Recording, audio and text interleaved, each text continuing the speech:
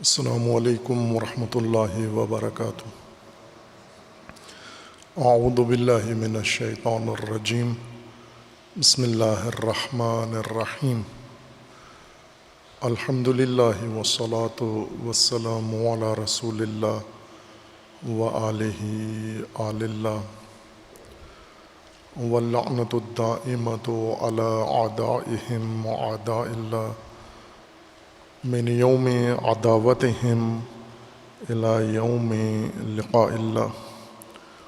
عباد اللہ اوصیکم ونفسی بتقوی اللہ، اتقوا اللہ فإن خیر الزاد التقوی۔ بندگان خدا، آپ سب کو اور اپنے نفس کو تقوی الہی کی وصیت کرتا ہوں، تقوی الہی کی نصیحت کرتا ہوں، تقوی الہی کی جانب دعوت دیتا ہوں اور تاکید کرتا ہوں کہ اپنی زندگی تقوی کے مطابق گزاریں۔ زندگی میں تقوی کو اختیار کریں اور تقوی کی بنیاد پر نظام زندگی قائم کریں۔ حق تعالی نے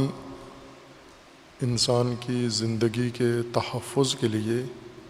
حفاظتی تدبیر بنائی ہے، مقرر فرمائی ہے، اور اسے انبیاء کے ذریعے، آسمانی کتابوں کے ذریعے تبلیغ فرمایا ہے، تاکہ انسانی زندگی ہر پہلو سے اور ہر زاویے سے محفوظ رہے، ہر خطر سے اور ہر آفت سے، ہر بلیہ سے محفوظ رہے۔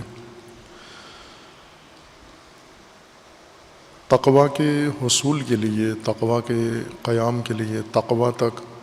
پہنچنے کے لیے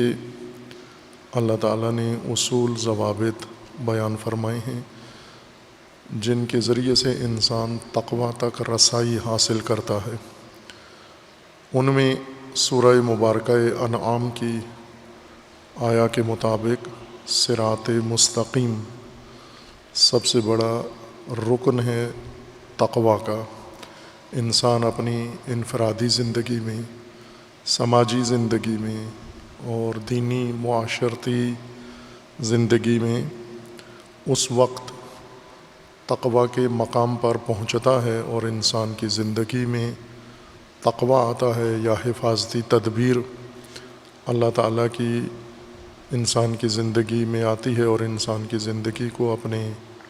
حصار میں لیتی ہے، جب انسان صراط مستقیم پر پہنچتا ہے۔ صراط مستقیم کی پہلے شناخت کی ضرورت ہے، اس کی پہچان کی ضرورت ہے کہ انسان صراط مستقیم کو پہچانے اور پھر اس پر چلے، قائم رہے اس کے اوپر۔ اور ہر دونوں مرحلے اپنی خاص ایک پہچان رکھتے ہیں، شناخت صراط مستقیم، اور کشف کے بعد، پہچاننے کے بعد، تشخیص کے بعد اس کے اوپر حرکت کرنا، قائم رہنا، زندگی بسر کرنا اور اس سے دائیں بائیں منحرف نہ ہونا۔ صراط مستقیم کی آفات میں سے، خطرات میں سے ایک یہ ہے کہ انسان جب چاہتا ہے، ارادہ کرتا ہے میں صراط مستقیم پر آؤں، تو صراط مستقیم کے دائیں بائیں بہت سارے سبل اور سبیل اور راستے کچے پکے موجود ہوتے ہیں، جو دیکھنے میں اور دکھنے میں صراط مستقیم کی مانند نظر آتے ہیں، لیکن وہ صراط مستقیم نہیں ہوتے، صراط مستقیم کے برعکس ہوتے ہیں۔ اور ان راہوں پر انسان اگر چل پڑے صراط مستقیم سمجھ کر اس کو، یا آگاہانہ طور پر کہ یہ صراط مستقیم نہیں ہے اور اس پر انسان چل پڑے، یا نا آگاہانہ طور پر، یعنی یہ سمجھتے ہوئے کہ یہ صراط مستقیم ہے اور میں اپنے گمان میں صراط مستقیم پر جا رہا ہوں، جبکہ وہ صراط مستقیم نہ ہو۔ ہر دو صورتوں میں نتیجہ گمراہی ہے، نتیجہ تباہی ہے، اور کم از کم جو نتیجہ انسان کو ان سبل پر چلنے سے ملے گا وہ یہ کہ تقوی ہرگز انسان کی زندگی میں داخل نہیں ہوگا، حاصل نہیں ہوگا۔ آج ہم اس چیز کو عملی طور پر مشاہدہ کر سکتے ہیں۔ یہی قرآن کریم کا جو فرمان ہے اور ضابطہ، اسے آج کی نسل اور آج کے معاشرے میں ہم دیکھ سکتے ہیں اور تشخیص دے سکتے ہیں۔ جو مسلمان معاشرے اور ممالک نہیں ہیں، جہاں مسلمان نہیں بستے یا کم ہیں، بہت قلیل ہیں، وہ تو تقوی سے دور ہیں، تقوی ان کی زندگیوں میں نہیں ہے، ان کی سیاست میں تقوی نہیں ہے، ان کی حکومتوں میں تقوی نہیں ہے، ان کی معاشرت میں تقوی نہیں ہے، ان کی معیشت میں تقوی نہیں ہے، ان کے گھریلو نظام میں تقوی نہیں ہے، ان کے روابط میں، تجارت و کسب و کار میں کسی جگہ بھی ہمیں تقوی نظر نہیں آتا۔ لیکن اگر ہم مسلمانوں کی طرف آئیں کہ بہت سارے معاشرے دنیا میں مسلمان معاشرے ہیں، جن میں سے سب سے اہم اور بڑا معاشرہ مسلمانوں کا ہم ہیں، پاکستان ہے اور پاکستان کے مسلمان قوم ہیں، کیا یہاں تقوی نظر آتا ہے ہمیں؟ لوگوں کی عام معمول کی زندگی میں گھریلو گرہنوں میں تقوی نظر آتا ہے، روابط میں تقوی نظر آتا ہے، کسب و کار و تجارت میں تقوی نظر آتا ہے،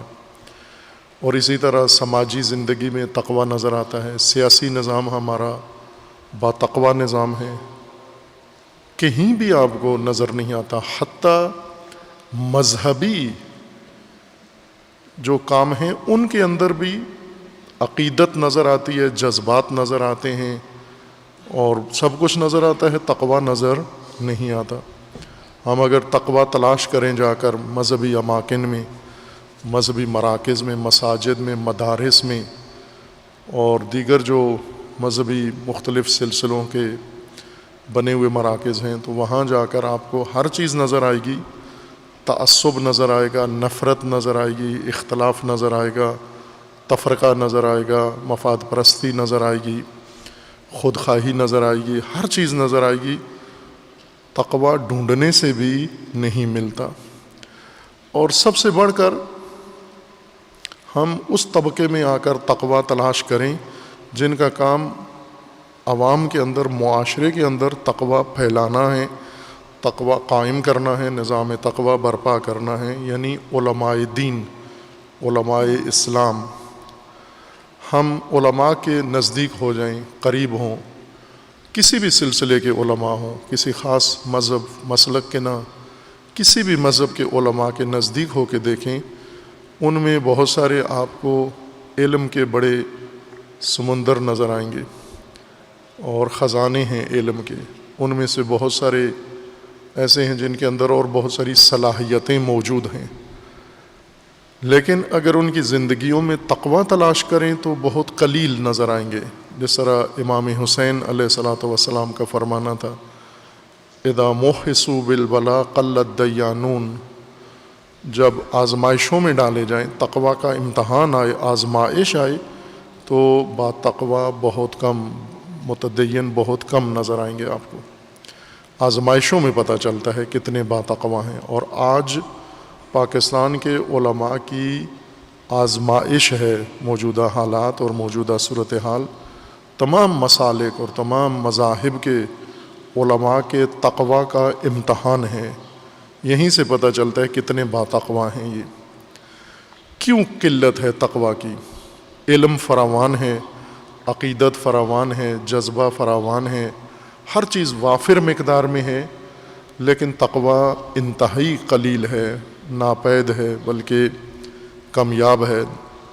اس کی وجہ یہ ہے، ایک وجہ یہ ہے جو قرآن کریم نے بیان فرمائی ہے کہ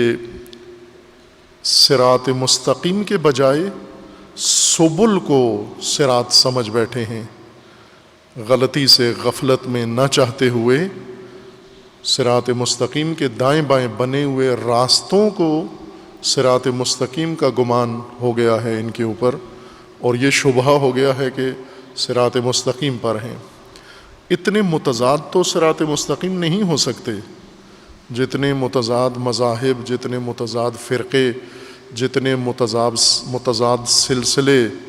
پاکستان کے اندر اور باقی دنیا کے اندر موجود ہیں۔ یقیناً صراط مستقیم میں اتنی کثرت نہیں ہے۔ صراط مستقیم ایک ہے، واحد ہے، اس کے اندر وحدت ہے، کثرت نہیں ہے۔ کئی صراط نہیں ہیں کہ جو جدھر جا رہا ہے ہم اسے کہہ دیں کہ یہ صراط مستقیم پہ جا رہا ہے، بلکہ سورہ انعام میں اللہ تعالیٰ کا یہ فرمان ہے کہ صراط مستقیم کے علاوہ سبل ہیں، اور وہ سبل دیکھنے میں اور دکھنے میں ظاہراً صراط مستقیم جیسے نظر آتے ہیں، لیکن صراط مستقیم نہیں ہیں، اور یہیں سے انسان غلطی سے ان سبل پہ چل پڑتا ہے اور نتیجہ بھی سبل کا ہی نکلتا ہے، اس گمان کے ساتھ کہ ہم صراط مستقیم پر ہیں۔ یہ بڑی وجہ ہے کہ تقوی کا نظام قائم نہیں ہوتا، کیونکہ صراط مستقیم کی تشخیص صحیح نہیں ہوئی، صراط مستقیم نہیں تلاش کر سکے۔ سورہ اعراف میں آیا 146 میں اللہ تعالیٰ کا فرمانا ہے کہ لوگ دو طرح کے ہیں۔ ایک وہ لوگ ہیں جن کے سامنے جب صراط مستقیم پیش کیا جائے تو وہ اسے صراط کے طور پر اپنا لیتے ہیں۔ ایک وہ گروہ ہے جس کے سامنے حقیقی صراط مستقیم اگر پیش کیا جائے وہ اسے نہیں اپناتے، وہ گمراہی کا راستہ اپنا لیتے ہیں لیکن مستقیم راستہ، ہدایت کا راستہ، صحیح راستہ ہرگز نہیں اپنائیں گے۔ تجربہ کر کے دیکھ لیں، ان کے سامنے ایک دفعہ آپ ایک موقع پہ صحیح راستہ پیش کریں، صحیح نظریہ پیش کریں، صحیح نظام پیش کریں، حقیقی اسلام پیش کریں، وہ اسے ٹھکرا دیں گے، اسے نہیں مانتے۔ کچھ بھی لیبل لگا کر، کوئی بھی دلیل گھڑ کے، کوئی بھی وجہ نکال کے اسے ٹھکرا دیں گے کہ یہ ہمیں قبول نہیں ہے۔ لیکن اگر ان کے سامنے سبیل الغی رکھیں، وہ اسے فوراً راستے کے طور پر، صراط کے طور پر قبول کر لیتے ہیں۔ سأصرف عن آیاتی الذین یتکبرون فی الارض بغیر الحق وإن یروا کل آیۃ لا یؤمنوا بها وإن یروا سبیل الرشد لا یتخذوہ سبیلا۔ رشد کا راستہ جب ان کے سامنے رکھا جائے اسے سبیل کے، سبیل زندگی، راہ زندگی، مسیر زندگی نہیں بناتے۔ وَإِن يَرَوْا سَبِيلَ الْغَيِّ يَتَّخِذُوهُ سَبِيلًا، اور جب ان کے سامنے غی رکھا جائے، سبیل غی رکھا جائے، انحراف کا راستہ، باطل راستہ، غلط راستہ، جو رنگ اس کا صراط مستقیم والا ہو لیکن ہو وہ غلط راستہ، اسے فوراً سبیل کے طور پر، سبیل الغی کو فوراً اپنا لیں گے، قبول کر لیں گے۔ ذالک بأنہم کذبوا بآیاتنا وکانوا عنہا غافلین۔ سورہ انعام میں ہے کہ تقوی اس وقت نصیب ہوگا، تقوی پر اس وقت آپ آؤ گے اور تقوی آپ کی زندگیوں میں آئے گا جب آپ صراط مستقیم پر آ جاؤ۔ صراط مستقیم کی راہ میں رکاوٹ سبل ہیں، مختلف غلط راستے جو دیکھنے میں صراط نظر آتے ہیں، اور اگر یہ صراط تشخیص نہ ہو، سبل پہ چل پڑے انسان، ان سبل میں سبل الغی ہیں۔ ایک راستہ جو صراط مستقیم ہے سبیل الرشد ہے، اور دوسرے سارے راستے سبیل غی ہیں، راہ غی ہیں۔ اب ضروری ہے کہ انسان سبیل رشد کو پانے کے لیے اس میں رشد ہو، اور سبیل الغی سے بچنے کے لیے اسے پتہ ہو کہ غی کس کو کہتے ہیں، رشد کس چیز کا نام ہے اور غی کس چیز کا نام ہے۔ یہ دونوں صفات انسانی صفات ہیں۔ ترجموں میں، تفاسیر میں رشد اور غی ہدایت اور گمراہی کے معنی میں لیا گیا ہے، یا پھر صحیح راستہ اور غلط راستہ معنی کیا گیا ہے، جبکہ رشد اور غی نہ راستے کی صفت ہیں اور نہ ہی ان کا معنی ہدایت اور گمراہی ہے۔ بلکہ سبیل رشد بھی انسان کی صفت ہے، انسان کی ذہنی صفت ہے، اور انسان کے فہم کا نام رشد ہے۔ اسی طرح غی بھی انسان کی فہم ہی کا دوسرا ایک اور نام ہے، ایک اور طرح کی فہم انسان میں، اس کو غی کہتے ہیں۔ غی وہ کم عقلی، بے عقلی، نادانی، نافہمی، سادہ لوحی، بے وقوفی کو کہتے ہیں، کہ جس میں انسان صحیح راہ کو اور صحیح ہدف کو اور صحیح حقیقت کو، حق کو تشخیص نہیں دے سکتا، بلکہ نہ کہ بالکل تشخیص نہیں دیتا، بلکہ غلط چیز کو صحیح سمجھ بیٹھتا ہے اور گمراہ راستے کو صحیح راستہ مان لیتا ہے۔ اس طرح کی بے وقوفی، نادانی، کم فہمی اور بے عقلی کو عربی زبان میں غی کہا جاتا ہے، غائن اور یہ شد کے ساتھ غی۔ یہ انسان کی صفت ہے کہ انسان غی میں مبتلا ہو جاتا ہے، یعنی بد فہمی، حماقت، نافہمی، بے عقلی، کم عقلی اس میں آ جاتی ہے۔ اور رشد کا مطلب یہ ہوتا ہے کہ ذہنی پختگی، حکمت، بصیرت، فراست، عقل، دانائی، قوت تشخیص اور قوت تدبیر، یہ خصوصیات اگر انسان کو حاصل ہو جائیں، اتنا پختہ ہو جائے ذہنی طور پر کہ اس کو امور کی تدبیر سمجھ میں آ جائے اور کر سکتا ہو، تدبیر امور مختلف، اس کے جو بھی دائرہ کار میں معاملات آتے ہیں ان کی تدبیر کر سکتا ہو اور ان میں تشخیص دے سکتا ہو، اس کو رشد کہتے ہیں۔ رشد اور غی یہ انسان کی صفات ہیں، پیدائشی نہیں ہیں، پیدائشی طور پر کوئی حالت غی میں پیدا نہیں ہوتا اور کوئی حالت رشد میں پیدا نہیں ہوتا۔ پیدائشی حالت سب کی ایک ہے کہ اخرجکم من بطون امہاتکم لا تعلمون شیئا، انسان بالکل خالی صفحہ پیدا ہوتا ہے، نہ رشد لے کر پیدا ہوتا ہے، نہ غی ماں سے لے کر پیدا ہوتا ہے، بالکل خالی پیدا ہوتا ہے، لا تعلمون شیئا، نہ اس کو ہدایت اس کے نفس میں ہوتی ہے، نہ گمراہی ہوتی ہے، نہ حماقت ہوتی ہے، نہ اس کے اندر فراست ہوتی ہے اور بصیرت ہوتی ہے۔ یہ وہ چیزیں ہیں جو انسان پیدائش کے بعد تربیت سے، پرورش سے، تعلیم سے حاصل کرتا ہے۔ بہت ساری چیزیں انسان کو تعلیم و تربیت سے حاصل ہوتی ہیں، بہت ساری چیزیں انسان کو ماحول، جس ماحول میں پیدا ہوتا ہے، جس آغوش میں آنکھ کھولتا ہے، جس خاندان میں پرورش پاتا ہے، جس قبیلے قوم میں رشد کرتا ہے، نمو کرتا ہے، اس کے اندر سے اس کو یہ دو چیزیں اس کے اندر آتی ہیں۔ اگر ایک رشد یافتہ ماحول میں، خاندان میں انسان نے پرورش پائی ہو، ماں باپ رشید ہوں، صاحب رشد ہوں، پھر امکان ہے کہ اولاد کے اندر بھی رشد آ جائے۔ لیکن اگر ماں باپ وصف غی رکھتے ہیں، صفت غی رکھتے ہیں، وہ خود کم عقل ہیں، وہ خود بے عقل ہیں، وہ خود تشخیص سے ہی نہیں دیتے، بچہ خطرے میں ہوتا ہے، ممکن ہے یہ فرزند بھی ان کا اسی بیماری میں مبتلا ہو جائے، اور اکثر ایسے ہوتا ہے۔ ماحول کی وجہ سے، وراثت کی وجہ سے، ماں باپ کی وجہ سے رشد و غی انسان کے اندر پیدا ہو جاتی ہیں۔ پھر جو کمی ماحول سے رہ جاتی ہے وہ تعلیم و تربیت کے اندر آ کر پوری ہو جاتی ہے، کہ کسی کو نظام تعلیم ایسا ملا ہے، مرکز تعلیم ایسا ملا ہے، تعلیمی ادارہ ایسا ملا ہے، یا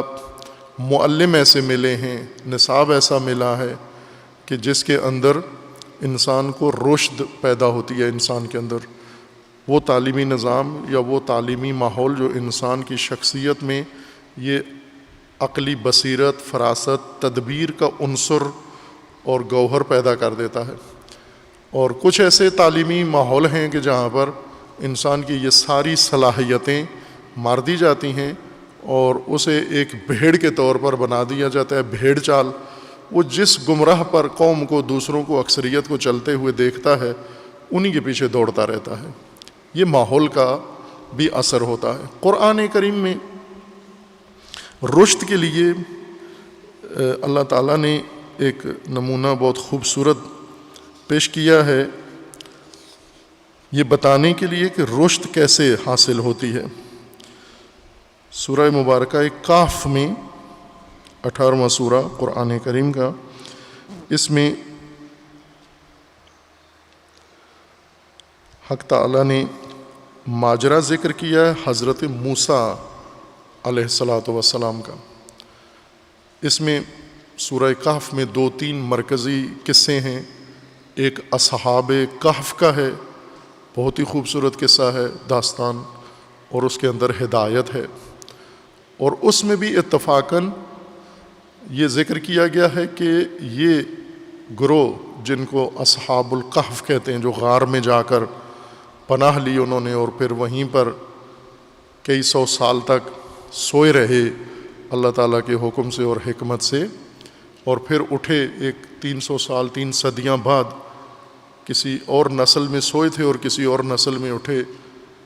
اور یہ بھی رشد کا ایک مارکہ ہے۔ ان کے لیے بھی قرآن کریم نے یہی ذکر کیا ہے کہ یہ رشد یافتہ طبقہ تھا اس گمراہ ماحول میں، پورے مملکت میں جہاں پر گمراہی تھی، غائی تھی، وہاں پر یہ جوان یہ رشد یافتہ تھے، بوڑھے، تجربہ کار، سیاستدان، تجار، یہ سب غی کے بیماری میں مبتلا تھے، اور یہ جوانوں کا یہ گروہ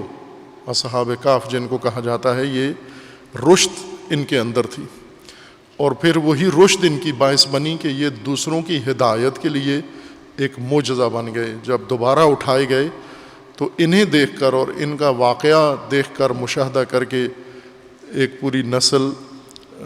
ہدایت پا گئی۔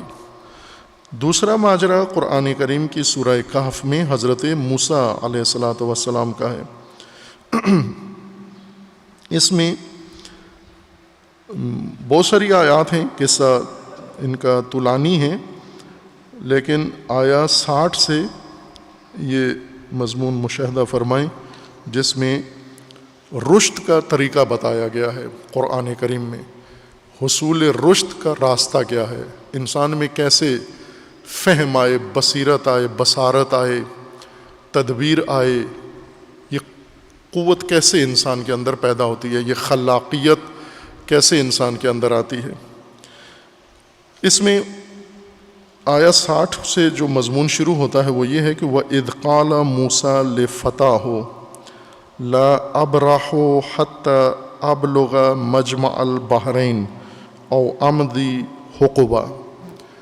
حضرت موسیٰ علیہ السلام اپنے ایک ساتھی کے ہمراہ،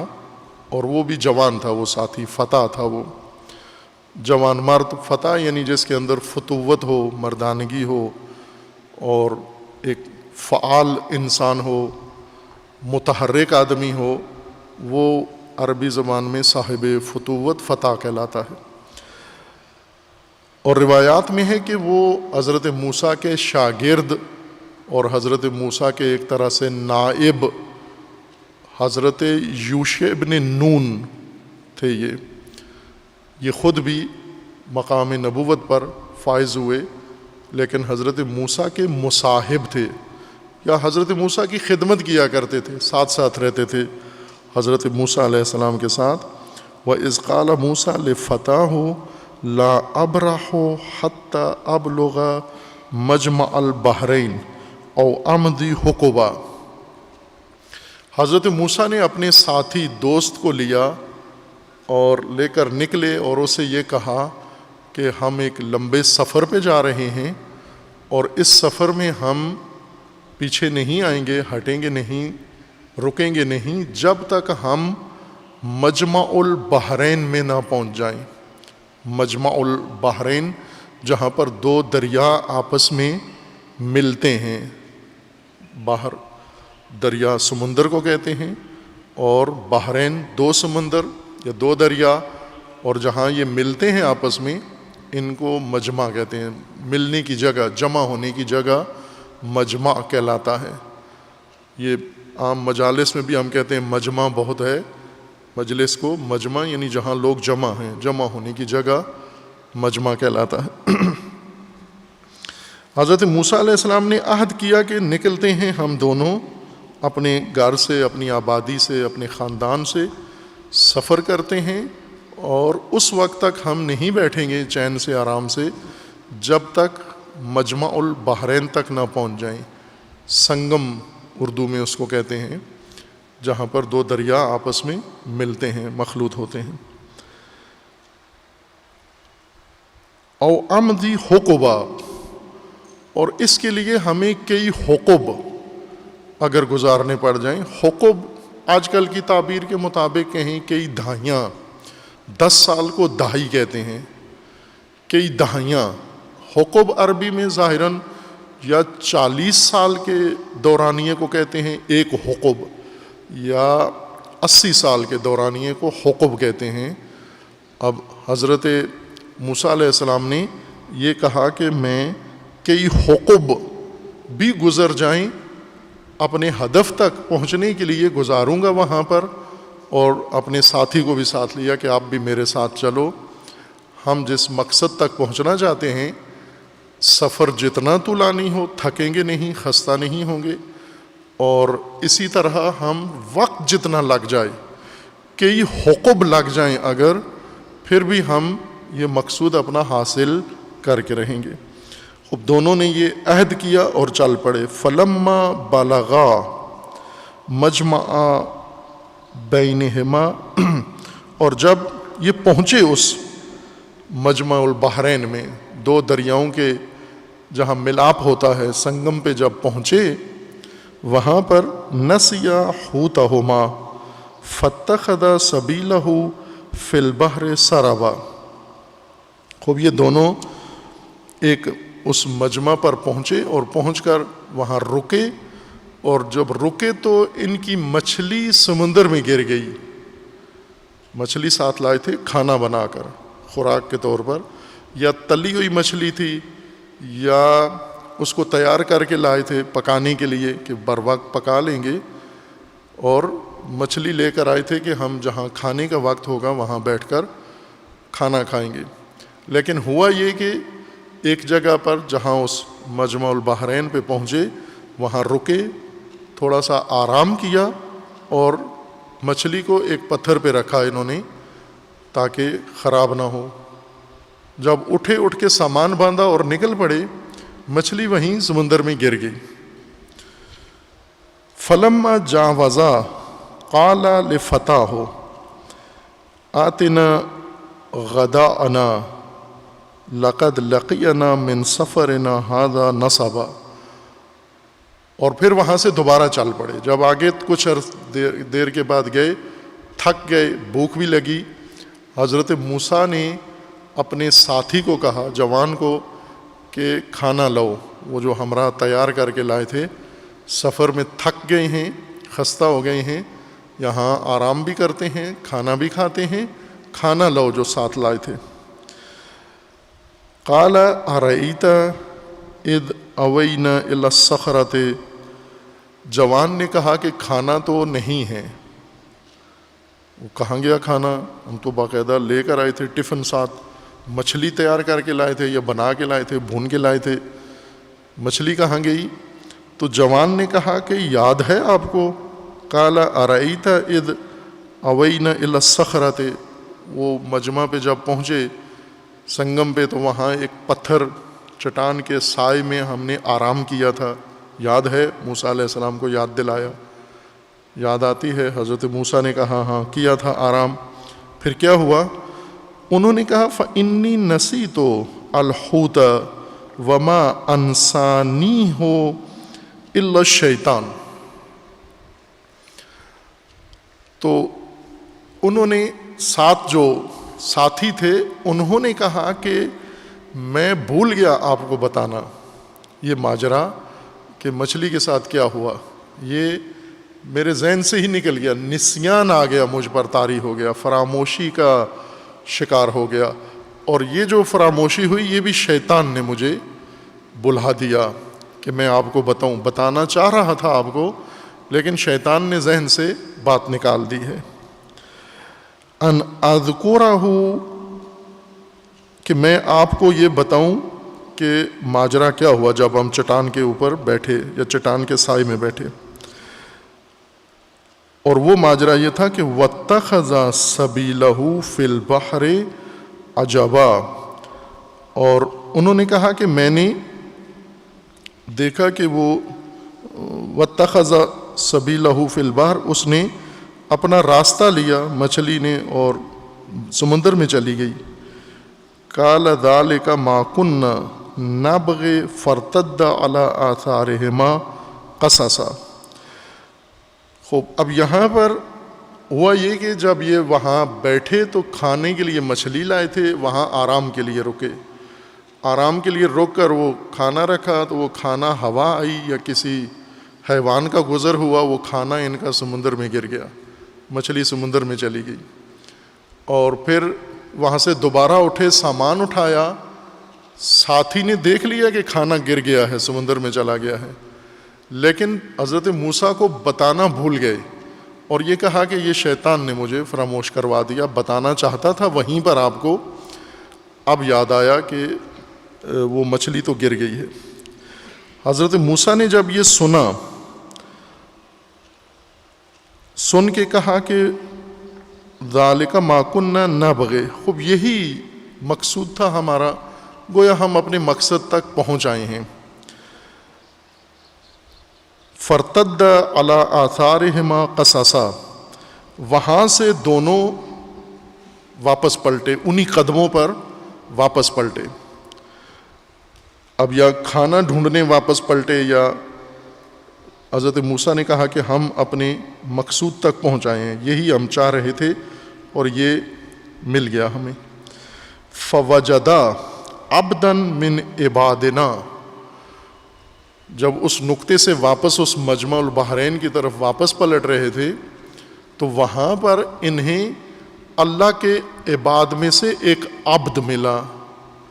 فوجدا یعنی پایا، دونوں نے پایا، عبدا من عبادنا آتیناہ رحمتا من عندنا وعلمناہ من لدنا علما. یہ عبد جو انہیں ملا وہاں پر، اسے ہم نے اپنی جناب سے، اپنی طرف سے اللہ تعالیٰ نے فرمایا ہم نے اس پر خصوصی اپنی رحمت نازل کی، شامل حال کی، اور ہم نے اسے اپنی جانب سے علم عطا کیا. من لدنا، علم لدنی، یعنی اللہ نے خود اس عبد کو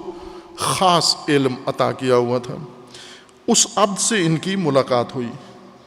جب اس عبد سے ملاقات ہوئی، قال لہ موسیٰ هل اتبعک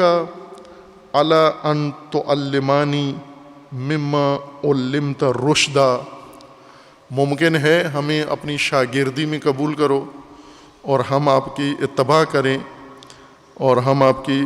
شاگردی اختیار کریں اس بات پر، علی ان تعلمانی، کہ آپ تعلمانی کہ آپ مجھے، موسیٰ، یہاں اب دو کا صیغہ نہیں تھے دو، لیکن شاگردی ایک کی بات کی کہ ممکن ہے کہ مجھے موسیٰ کو آپ اپنی شاگردی میں قبول کر لیں اور کیا سکھائیں مجھے، وہی چیز جو اللہ نے آپ کو دی. ان تعلمنی مما علمت رشدا، یعنی ان تعلمنی رشدا، وہ رشد جو اللہ نے آپ کو دی ہے اس عبد کو، اور جس کے پاس موسیٰ کو بھیجا اور موسیٰ نے آخر کار اس شخصیت کو پا لیا، اب اس سے تقاضا کیا کہ ممکن ہے کہ مجھے اپنی شاگردی میں لے لو اور جو رشد اللہ نے آپ کو دی ہے وہ مجھے بھی دے دو. انہوں نے جواباً عبد خدا نے یہ کہا، قال انک لن تستطیع معی صبرا، تعلیم رشد کے لیے بہت صبر آزما مرحلہ طے کرنا پڑتا ہے اور مجھے لگتا ہے کہ تیرے اندر صبر نہیں ہے. لن تستطیع معی صبرا، تاکید کے ساتھ کہا. قال انکا لن تستطیع معی صبرا، آیا رشد حاصل کرنے ہیں، لیکن رشد کے لیے جو خصوصیت ہونی چاہیے انسان کے اندر، شاگرد کے اندر جو گوہر ہونا چاہیے وہ ہے صبر. اور مجھے تیرے اندر صبر نظر نہیں آ رہا. صبر نہیں ہے اور رشد کا شاگرد بننا چاہتا ہے, رشد کا طلبکار بن کر آیا ہے, طالب رشد بن کر آیا ہے. طالب علم ہوتا تو آسانی سے تجھے میں پڑھا دیتا, لیکن تو طالب رشد ہے. طالب رشد کے لیے صبر ہونا ضروری ہے, اور وہ مجھے تیرے اندر نظر نہیں آتا. وَكَيْفَ تَصْبِرُ عَلَى مَا لَمْ تُحِطْ بِهِ خُبْرًا, کیسے صبر کرے گا جب دیکھے گا ایسے مناظر اور ایسے مواقع, ایسے واقعات تو جب دیکھے گا میرے ساتھ میری شاگردی میں, جن کی تجھے خبر ہی نہیں ہے, اطلاع ہی نہیں ہے, واقف نہیں ہے, ان پر کیسے صبر کرے گا؟ تجھ سے ہضم ہی نہیں ہوں گے. حضرت موسیٰ علیہ السلام نے کہا کہ قَالَ سَتَجِدُنِي إِن شَاءَ اللَّهُ صَابِرًا وَلَا أَعْصِيَ لَكَ أَمْرًا. حضرت موسیٰ نے کہا کہ آپ انشاءاللہ مجھے صابر پائیں گے, میں کہیں بھی آپ کی نافرمانی نہیں کروں گا, جو آپ کہیں گے میں وہی کروں گا, اور کہیں بھی مجھے آپ بے صبرا نہیں پائیں گے آپ. قَالَ فَإِنِ اتَّبَعْتَنِي فَلَا تَسْأَلْنِي عَنْ شَيْءٍ حَتَّى أُحْدِثَ لَكَ مِنْهُ ذِكْرًا. اس عبد خدا نے کہا کہ پھر جو دیکھو گے, جو بھی دیکھا پوچھنا نہیں ہے, بولنا نہیں, اعتراض نہیں کرنا, شور نہیں مچانا, خاموشی کے ساتھ دیکھتے رہو اور میرے ساتھ چلتے رہو صبر کے ساتھ, اور آخر میں سب کچھ بتا دوں گا. جب تک میں خود نہیں بتاتا, جو بات میں نہیں بتاتا اس کے بارے میں پوچھنا نہیں ہے. خوب اس کے بعد پھر نکل پڑے. فَانْطَلَقَا حَتَّى إِذَا رَكِبَا فِي السَّفِينَةِ خَرَقَهَا, اور پہلے قدم پر ہی صبر ختم ہو گیا. دونوں استاد شاگرد, عبد خدا اور نبی خدا موسیٰ, دونوں کشتی پر سوار ہوئے. کشتی تھوڑی سی آگے چلی تو اس عبد خدا نے کشتی میں سوراخ کر کے کشتی ڈبو دی. موسیٰ علیہ السلام تپ گئے وہاں پر, کہا یہ کیا کیا ہے تم نے, کشتی کیوں اتنی ڈبو دی پرائے اس غریب آدمی کی, یہ اس کی روزی کا ذریعہ تھا, تو کشتی کیوں ڈبو دی. خوب جو ہی حضرت موسیٰ نے کشتی کے ڈبونے پر اعتراض کیا, قال اخرقتها لتغرق اهلها لقد جئت شيئا امرا, یہ بڑا عجیب کام کیا ہے تو نے, اور کشتی ڈبو دی ہے, یہ تو اس سواریوں سمیت اب ڈوب جائے گی. قال, استاد نے جواب دیا, الم اقل انک لن تستطیع معی صبرا, میں نے کہا تھا نا صبر نہیں ہے تجھ میں. آیا ہے رشد حاصل کرنے, اور صبر کے بغیر رشد حاصل نہیں ہوتی. قال لا تؤاخذنی بما نسیت, حضرت موسیٰ نے کہا بھول گیا تھا, سوری, عہد کیا تھا صبر کروں گا, لیکن یاد ہی نہیں رہا کہ میں اپنے عہد پر پابند رہوں. اب نہیں ہوگا, تکرار نہیں ہوگا, بس آخری دفعہ ہے, آگے چلیں. پھر اس کے بعد ولا ترہقنی من امری عسرا فانطلقا حتی اذا لقیا غلاما فقتلہ. تھوڑا سا آگے بڑھے تو ایک جوان نظر آیا, اور وہ جوان دیکھتے ہی عبد خدا نے اس جوان کو قتل کر دیا. قال اقتلت نفسا زکیہ بغیر نفس لقد جئت شیئا نکرا. حضرت موسیٰ پہلے سے بھی زیادہ بپھر کر بولے کہ یہ کیا کر دیا ہے, بے گناہ کو قتل کر دیا ہے, ایک بے جرم و خطا آدمی مار دیا ہے, یہ کیا آپ نے غلط کام کیا ہے. قال الم اقل لک انک لن تستطیع معی صبرا. استاد نے کہا میں نے کہا تھا تیرے اندر صبر نہیں ہے, تو رشد کا سفر یا رشد کا سبق نہیں پڑھ سکتا چونکہ صبر نہیں ہے تیرے اندر. قال ان سألتک عن شیء بعدها فلا تصاحبنی قد بلغت من لدنی عذرا. فانطلقا حتی اذا آتیا اہل قریۃ استطعما اہلها فابوا. یہ پھر ایک قریے میں, دیہات میں پہنچے, وہاں پر انہوں نے بھوکے تھے, کھانا مانگا لوگوں سے کہ ہم دونوں بھوکے ہیں, دور سے آئے ہیں, کھانا دو. کھانے کا وقت تھا, ان لوگوں نے انہیں کھانا نہیں دیا, اور یہ اسی قریے میں گلی میں جا رہے تھے. ایک جگہ دیوار گرنے والی تھی, گر رہی تھی, تو عبد خدا نے موسیٰ کو بھی ساتھ لگایا, خود بھی وہ گرتی دیوار تعمیر کر دی. موسیٰ علیہ السلام پھر تپ گئے, کہا کہ یہ کیا کیا. ادھر بے گناہ کو مارا ہے، ان لوگوں نے کھانا بھی نہیں دیا، ان کی تو باقی دیواریں بھی گرا دینی چاہیے ہمیں غصے سے کہ چونکہ کھانا مانگا نہیں دیا انہوں نے، اور ان کی گرتی دیوار آپ نے تعمیر کر دی ہے، یہ کیا عجیب و غریب کام کرتے ہو۔ باہر کے جب یہ اعتراض کیا تو استاد نے کہا قال ھذا فراق بینی و بینک و بینک سأنبئک بتأویل ما لم تستطع علیہ صبرا۔ اب بتاتا ہوں کہ یہ تینوں کام کیوں کیے، اور پھر وہ راز و حکمت بتا دیا۔ خوب یہ ماجرا، اس میں کئی مطالب ہیں۔ ایک تو یہ کہ حضرت موسیٰ اور پھر قرآن کریم نے جس طرح سے حضرت موسیٰ کا ماجرا ذکر کیا ہے یہاں اور دیگر موارد میں، جیسا پہلے بھی میں نے کہا تھا کہ عموماً علماء اسلام زیادہ تر، اور علماء شیعہ بھی اس میں شامل ہیں، وہ قرآنی ان واقعات کے ساتھ متفق نہیں لگتے، کہ وہ اس واقعات کو قبول نہیں کرتے، ان کا جی نہیں مانتا، من نہیں مانتا ان کا کہ یہ واقعات اس طرح سے جیسے ان کے معانی ظاہراً بنتے ہیں یہ ویسے ہی ہیں۔ اس لیے بعض لوگوں نے کہا کہ یہ موسیٰ نبی نہیں ہیں سورہ کہف میں، چونکہ اس میں تو لکھا ہوا ہے کہ وہ بھول گئے اور شیطان نے فراموش کروا دیا اور صبر ہی نہیں تھا ان میں، یہ تو ایک نبی کے لیے اس طرح کے مسائل ذکر کیے جا رہے ہیں، تو یہ تو نبی نہیں ہو سکتے، چونکہ نبی منزہ ہیں، مبرہ ہیں ان چیزوں سے۔ لہٰذا بعضوں نے کہا کہ یہ اور موسیٰ تھے، بنی اسرائیل میں سے موسیٰ کئی لوگوں کا نام تھا، یہ ایک الگ شخصیت تھے، نبی نہیں تھے، ایک عام آدمی تھے، اور انہوں نے یہ سفر کیا۔ اور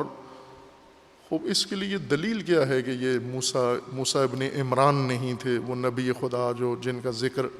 قرآن کریم میں آیا ہے؟ خوب ظاہر بلا دلیل بات کی ہے، چونکہ ان کا من نہیں مانتا یہ جو قرآن نسبتیں دی ہیں کہ سفر میں گئے، پھر وہاں پر مچھلی ان کی گر گئی اور مچھلی پتہ ہی نہیں چلی، بھول گئے، پھر اس کے بعد اس طرح، اور استاد کے پاس پہنچے اور انہوں نے ان سے تقاضا کیا، انہوں نے کہا آپ میں صبر نہیں ہیں، تو یہ سارا ماجرا ایک نبی کے شایع نشان نہیں لگتا علماء کو۔ یعنی قرآن جس طرح انبیاء کو پیش کر رہا ہے، قرآن جن خصوصیات کے ساتھ اور جن تفصیلات کے ساتھ پیش کر رہا ہے، اللہ نے جس طرح سے انبیاء کے یہ داستانیں ذکر کی ہیں ہدایت کے لیے، یہ علماء اور علماء کے اتباع میں عوام بھی، یا کہیں عوام کی تقلید میں علماء کو یہ چیزیں عموماً اکثر واقعات قرآن میں تعویل کرتے ہیں، توجیہ کرتے ہیں، معنی اس کا الگ سے بیان کرتے ہیں۔ مثلا یہاں پر یہ کہا یہ موسیٰ ابن عمران ہے ہی نہیں ہیں، یہ موسیٰ نبی نہیں ہیں۔ خوب ظاہر ہے کوئی دلیل ہونی چاہیے، قرآن کے مقابلے میں جب بات کی جاتی ہے قرآن کے ظاہری مطلب کے بارے میں تو دلیل ہونی چاہیے، کوئی ایسی قطعی دلیل ہونی چاہیے، قرآنی دلیل ہونی چاہیے، محکم دلیل ہونی چاہیے، کوئی قطعی عقلی دلیل ہونی چاہیے، تاکہ یہ دعویٰ انسان کر سکے۔ جب دلیل بھی نہ ہو اور قرآن کا بھی یہ مطلب ہو اور پھر انسان انکار کر دے تو یہ من نہیں مانتا، تو من خراب ہے، اس کا مطلب ہے من میں کوئی مسئلہ ہے۔ بہرکیف اس میں بہت ساری تفصیلات ہیں، جزیات ہیں، اصل ماجرا سے ہٹ کر وہ جو ذیلی مسائل ہیں، ضمنی مسائل ہیں، یہ فتح کون تھا؟ روایات میں ہے یوشع ابن نون تھے۔ خوب قرآن نے نام نہیں لیا، اس کا مطلب ہے اس جوان کا صرف کردار قرآن نے ذکر کیا ہے، باقی اس کی ڈیٹا جو ہے شناختی علامتیں اور نام اور والدین اور چچا اور ماموں اور تایا اور یہ چیزیں، نسب شجرہ، اس کا یہ دخیل نہیں ہے ہدایت میں، اس لیے اس فتح کا باقی تمام جو شجرہ ہے وہ قرآن نے ذکر نہیں کیا۔ تو ہمارے لیے اتنا ہی کافی ہے کہ یہ حضرت موسیٰ کے ساتھ ایک دائمی شخص تھا جو ہر جگہ موسیٰ علیہ السلام کے ساتھ رہتا تھا یہ، اور خدمت کرتا تھا موسیٰ علیہ السلام کی۔ اس سفر میں بھی اس نے بھرپور خدمت کی، اور صرف ایک جگہ اس جوان سے یہ ہوا کوتاہی کہ کھانا رکھا اور وہ کھانا گر گیا۔ اب اس جگہ بھی مفسرین اصل ماجرا سے ہٹ کر اس بات میں چلے گئے ہیں کہ مچھلی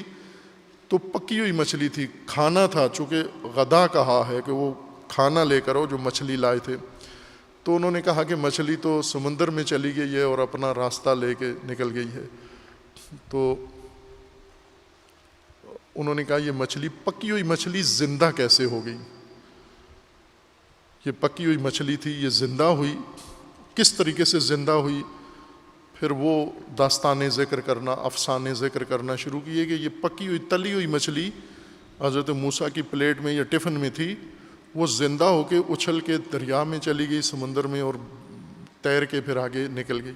وہ اس طرح تو قرآن میں کہیں بھی نہیں ہے کہ وہ زندہ ہوئی اور پھر وہ کھانا ہی تھا، اور وہ کھانا مچھلی جو تھی وہ پانی میں گر گئی۔ وہ ہو جاتا ہے کبھی آپ بھی کوئی چیز رکھتے ہیں جا کر سمندر کے کنارے یا دریا کے کنارے، ہوا کی وجہ سے کسی اور سبب سے وہ پانی کے اندر گر جاتی ہے، یہ بھی اس طرح سے پانی میں گر گئی۔ اصل ماجرا یہ تھا، حضرت موسیٰ علیہ السلام اسی شخص کی تلاش میں تھے، اور یہ مچھلی کا گر جانا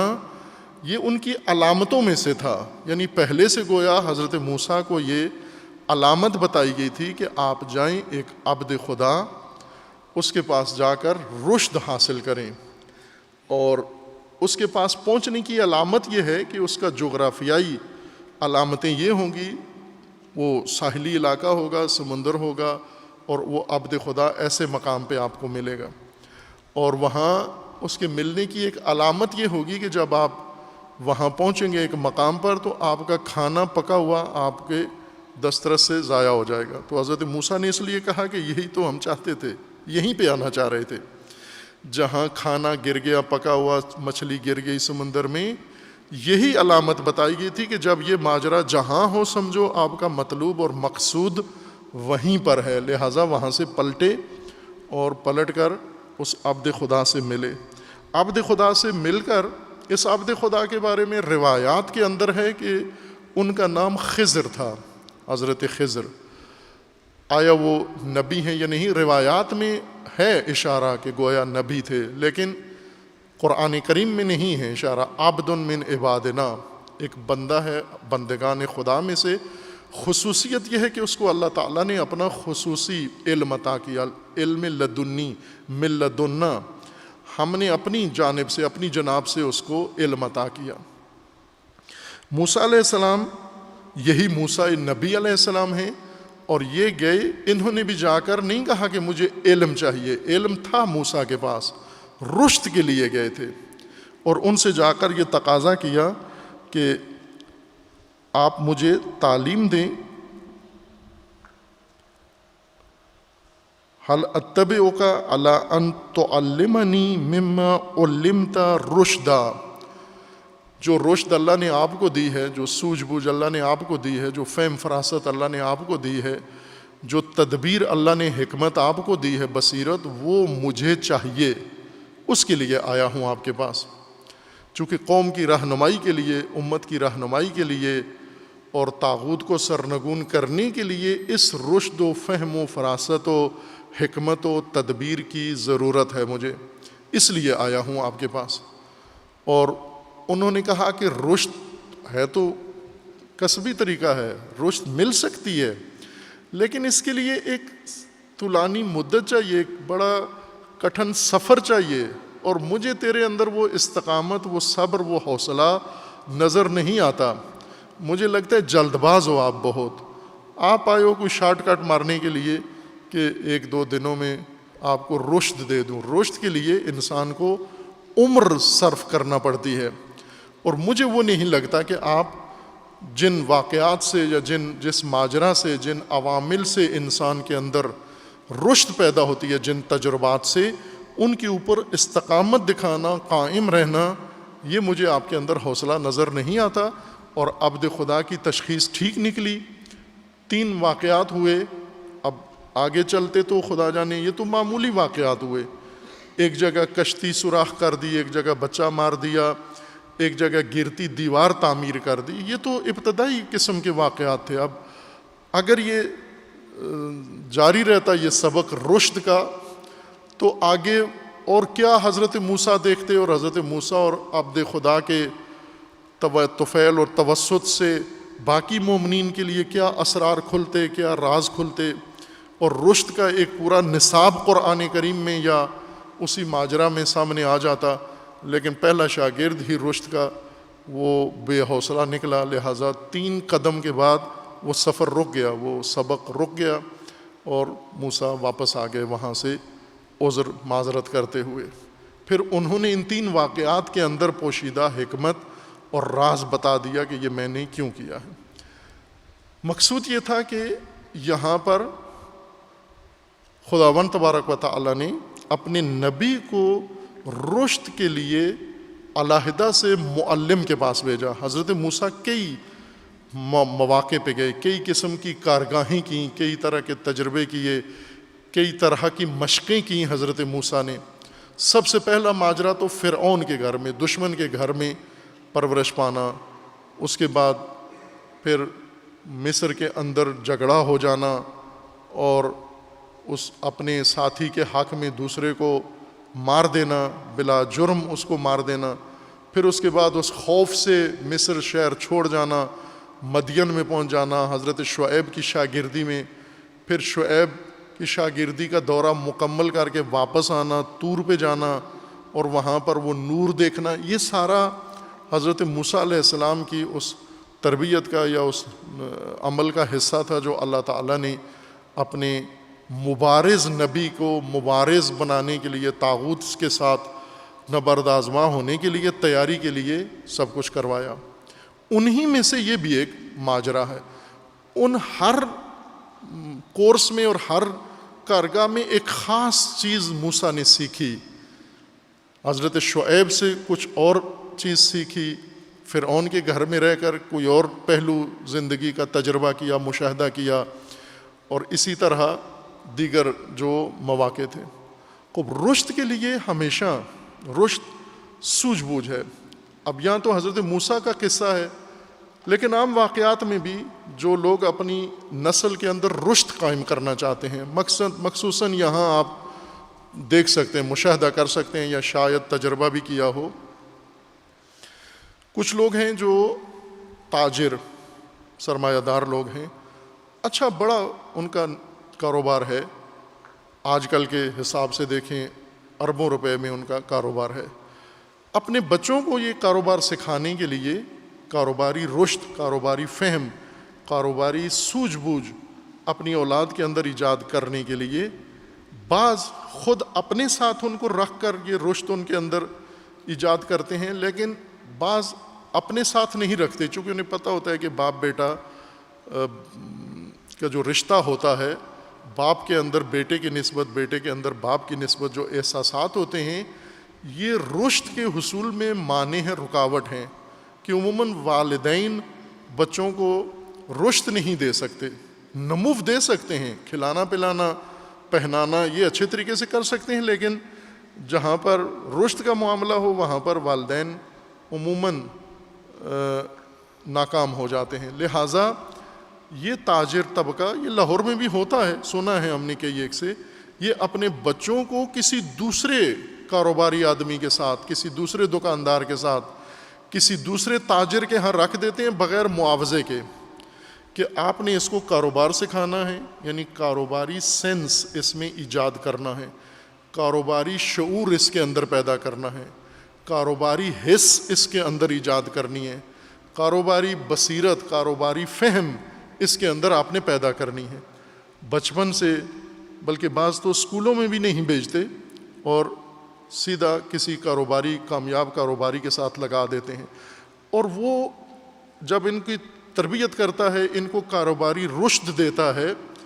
تعلیم نہیں دیتا، کاروباری فہم، کاروباری بصیرت، فراست ان کے اندر ایجاد کرتا ہے، اور وہ خود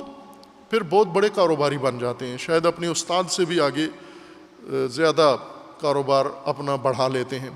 یہ ایک عام روزمرہ کی چیز ہے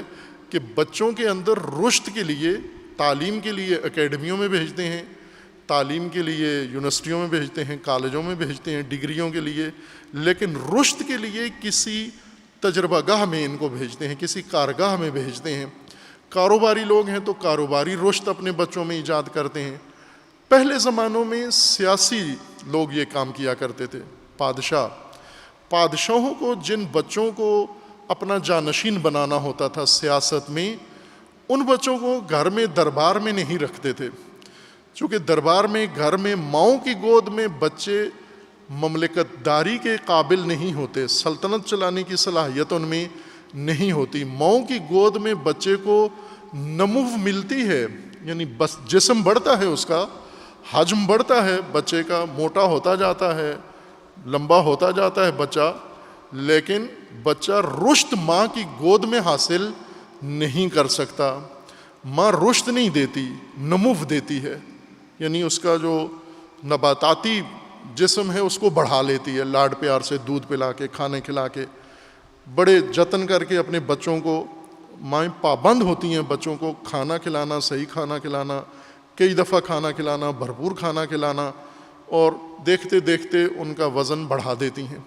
لیکن مائیں کبھی بھی ذہنی پختگی اولاد میں ایجاد نہیں کرتی ہیں۔ لہٰذا بادشاہ جن بچوں کو اپنا خلیفہ یا جانشین بنانا ہوتا تھا، انہیں بچپن میں ہی نکال دیتے گھر سے، انہیں محاذوں پہ، بارڈروں پہ بڑے جرنیلوں کے ساتھ، سخت گیر قسم کے لوگوں کے پاس جا کر یا مدیروں کے ساتھ ان کو چھوڑ دیتے، تاکہ یہ فن مملکت داری اور فن سیاست سیکھ لیں۔ اور وہی بچے ان جرنیلوں کی مصاحبت میں یا سرحدوں پر ان سخت شرائط کے اندر، ان کے اندر یہ سوجھ بوجھ آ جاتی تھی کہ رعایا کو کنٹرول کیسے کرنا ہے، چلانا کیسے ہے، اور کس طرح سے مملکت چلانا ہے۔ جو بچے ماؤں کی آغوش میں پیدا ہو کے مملکت چلاتے ہیں، ان کا تجربہ آپ کو ہے اس وقت، جو آپ کے اوپر حکومت کر رہے ہیں لوگ، یہ وہی ہیں جنہیں ماں نے پالا ہے۔ انہیں کسی جگہ رشد نہیں دی گئی، سیاسی رشد نہیں ہے ان کے اندر، چونکہ کسی سیاسی عمل میں یہ شامل ہی نہیں ہوئے، کوئی کھیل میں تھا، کوئی کسی اور کام میں تھا، بالآخر وہاں سے اٹھا کے انہیں سیاست میں لا کے بٹھا دیا گیا۔ آج واضح نظر آ رہا ہے کہ ان کے اندر سیاسی رشد نہیں ہے۔ لیکن جو سیاسی رشد رکھتے ہیں، جب انہوں نے کسی میدان میں جا کر کسی سیاسی تنظیم کے ساتھ، کسی سیاسی عمل کے ساتھ وقت گزارا ہے اور وہاں سے پھر بڑھتے بڑھتے اوپر آئے ہیں، ان کے اندر ہے سیاسی رشد ہے، ان کے اندر سوجھ بوجھ سیاسی زیادہ پائی جاتی ہے۔ یہ آپ عام معمول کی زندگی میں دیکھیں تو رشد کے لیے یہی طریقہ کار ہے جو حضرت موسیٰ علیہ السلام کو اللہ تعالیٰ نے حکم دیا کہ جو عبد من عبادنا کے پاس، وہ آپ کو رشد دے۔ انہوں نے رشد کا جو پروسیجر تھا حضرت موسیٰ کو بتایا کہ یہ صبر آزما کام ہے، رشد پانا۔ ڈگری آپ کو دے دیں گے، صبر ہو یا نہ ہو، امتحان پاس کرا دیں گے، اعلیٰ نمبروں سے ڈگری آپ کو دے دیں گے، یہ ہو سکتا ہے، اور کر آتے ہیں۔ غیر صبور بچے بھی اچھی ڈگریاں، یہ ماؤں کے بچے جو ہیں، جو ماؤں کی آغوش میں پلتے ہیں، یہ بھی ڈگریاں لے کے نمبر اچھے لے لیتے ہیں، لیکن شعور بڑھاپے تک ان کے اندر پیدا نہیں ہوتا۔ شعور کی پرورش کے لیے والدین کو، ماؤں کو آغوش سے نکالنا پڑتا ہے اور ان مراحل میں ڈالنا پڑتا ہے جہاں پر اس عملی زندگی کا ان کے اندر شعور پیدا ہو اور رشد ان کے اندر آ جائے، یہ ضروری ہے۔ اور قرآن کریم نے حضرت موسیٰ علیہ السلام کا یہ ماجرا اس لیے ذکر کیا ہے کہ ہمیں بھی طریقہ پتہ چل جائے کہ ہم نے رشد کے لیے کون سا سفر طے کرنا ہے۔ رشد کے لیے خضر کنایا ہے، استعارہ ہے۔ حضرت خضر ایک رشد یافتہ شخصیت کا، اور نہ صرف کنایا ہے کہ خود رشد ہے، بصیرت و فہم و فراست ہے اور حکمت و تدبیر ہے خضر کے اندر، بلکہ خضر اس معلم کا کنایا ہے کہ جو تعلیم سے آگے شعور کا بھی معلم ہے۔ یہ خضر راہ ہے، یہ خضر امت ہے۔ اور آپ دیکھ سکتے ہیں کہ پڑھانے والے بہت سارے ہیں معلم جو کتابیں پڑھا کے امتحان پاس کرا لیتے ہیں، لیکن خضر راہ و خضر پرورش امت کا یہ کم قوموں کو ملتا ہے۔ جس قوم کو ملتا ہے وہ قومیں سدھر جاتی ہیں، سلجھ جاتی ہیں۔ باقی سارے دو نمبری میں جن کو جیسا معلم ملا ہے ویسا ہی ان کی پرورش ہوئی ہے، وہ ان کو جو گرو ہے جس قوم کا، جو گر سکھاتا ہے، وہ قوم اسی کے پیچھے چلتی ہے، اور انہیں پتہ ہوتا ہے استاد ایسے کرتا تھا، میں نے 2 قدم آگے جانا ہے، استاد سے کر رہے ہیں۔ لیکن رشد کے لیے خضر راہ کی ضرورت ہے، اور جن قوموں کو ملے ہیں یہ خضر، ان قوموں میں رشد و شعور آئی ہے۔ جن قوموں نے خضر کا راستہ نہیں اپنایا، ان کے اندر شعور نہیں آیا۔ یہ قرآن کا اس آیت کے اندر نقطہ ہے۔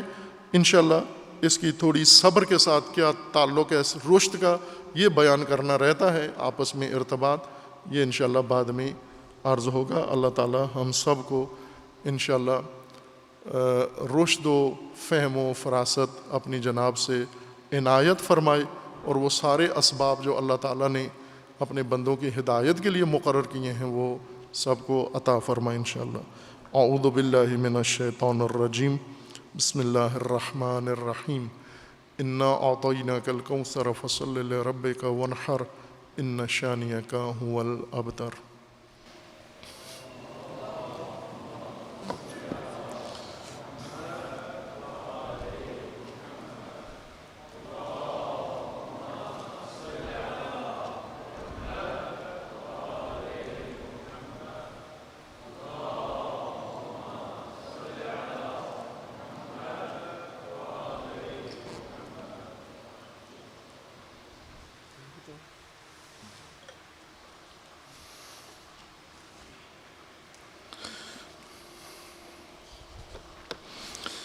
اعوذ باللہ من الشیطان الرجیم، بسم اللہ الرحمن الرحیم، الحمد للہ والصلاة والسلام علی رسول اللہ وآلہ آل اللہ، سیما علی امیر المؤمنین علی ابن ابی طالب علیہ الصلاۃ والسلام و فاطمۃ الزہرا سیدۃ النساء العالمین، والحسن والحسین سیدی شباب اہل الجنہ و سبطی الرحمہ، وعلی ابن الحسین و محمد ابن علی و جعفر ابن محمد و موسیٰ ابن جعفر وعلی ابن موسیٰ و محمد ابن علی وعلی ابن محمد والحسن ابن علی والحجت ابن الحسن القائم المنتظر المہدی، حجج اللہ علی عبادہ و امناؤہ فی بلادہ، واللعن علی اعدائہم اجمعین من الآن الی قیام یوم الدین۔ عباد اللہ اوصیکم ونفسی بتقوی اللہ، اتقوا اللہ فإن خیر الزاد التقوی۔ بندگان خدا، آپ سب کو اور اپنے نفس کو تقوی الہی کی وصیت کرتا ہوں، تقوی الہی کی نصیحت کرتا ہوں، اور تقوی الہی کی تاکید کرتا ہوں اور دعوت دیتا ہوں۔ اپنی زندگی کے تمام معاملات، تمام امور تقوی کے مطابق بسر کریں۔ تقوی کے حصول کے لیے اللہ تعالیٰ نے اہتمام فرمایا ہے، اور اس میں اہم ترین ایک اللہ کا حکم اور فرمان نماز جمعہ ہے اور روز جمعہ ہے۔ یہ ظرف روز جمعہ بھی تقوی کے لیے ہے یہ زمان، اور اس کے اندر عبادت نماز جمعہ یہ بھی تقوی کے لیے ہے۔ عبادت کی ترکیب خطبہ اور 2 رکعت نماز اور اس کے جملہ آداب۔ فقیہ بزرگوار شہید ثانی رحمۃ اللہ علیہ نے اس موضوع پر مستقل کتاب لکھی ہے، روز جمعہ کی افادیت کے لیے اور اہمیت کے لیے، تاکہ مومنین کو جمعہ کا علم ہو۔ جیسے آج ہم دیکھ رہے ہیں کہ روز جمعہ اس کی اہمیت اور نماز جمعہ کی اہمیت مومنین کے لیے بیان نہیں ہوئی، تو ایک طرح کی بے رغبتی شدید روز جمعہ اور عبادت جمعہ کے متعلق موجود ہے۔ ایسے ہی لگتا ہے شہید ثانی کے زمانے میں بھی یہی صورتحال تھی، یعنی آج سے 500 سال پہلے بھی گویا یہی صورتحال تھی۔ انہوں نے یہ کتاب تالیف فرمائی ہے خصائص یوم الجمعہ، اور ان خصائص یوم جمعہ میں ایک خصوصیت 29ویں خصوصیت یہ ہے، الحکم لمن مات فیہ بالشہادہ، جمعہ کے دن اگر کسی کی موت ہو جائے باقی تمام خصوصیات کے ہوتے ہوئے، یعنی باقی سارا دین اس کا مکمل ہو، عمل پیرا ہو، مومن ہو، باعمل انسان ہو، اور جمعہ کے دن ایسا باعمل انسان اگر فوت ہو جائے تو جمعہ کے دن اس کی موت شہادت شمار کی جائے گی۔ روز جمعہ اتنا عظیم المرتبت دن ہے